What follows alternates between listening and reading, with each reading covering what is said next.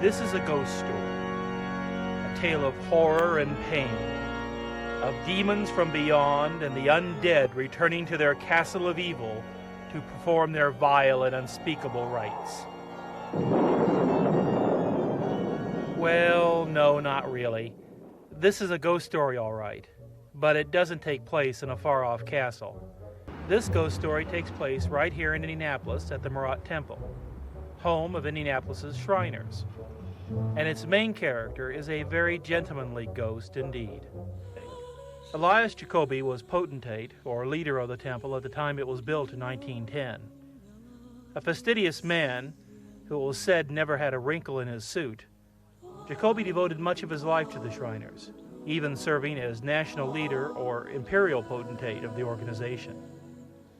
Today, many people still feel his presence remains in the temple. There was one of the maintenance men who had turned off the lights upstairs in the Egyptian room, and he saw a dark figure, looked like a man with a cloak and had a grayish-blue light around it, was coming across the social room right towards this portrait. And it disappeared into the portrait, and he then heard strange music. He didn't describe why it was strange, but it was coming out of the theater. He went over there. There was no one in the theater. The curtains were moving, but there wasn't anybody there. Lloyd held a vigil one night with 10 other people to see if there was anything to these stories of Mr. Jacoby's return.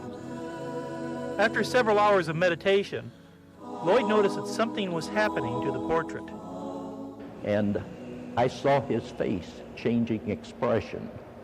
He was scowling, then he was smiling, and as I watched, it went through 3 completely different transformations of age, all the way from a young man with thin face and black hair, through middle age, and up to a man with a chubby face and wrinkles and white hair. And then I thought I was hallucinating. I saw something, and I tried to wash it out of my mind, and a lady behind me said, "My God, he's crying." And there was tear rolling right down the side of his nose. If Elias Jacoby does haunt the Murat Temple, he certainly isn't causing anyone any harm. In fact, some people might find it comforting to have a resident spirit keeping an eye on the place. Just be sure to pick up the trash and keep our seat reserved in the theater. You never know who might drop by.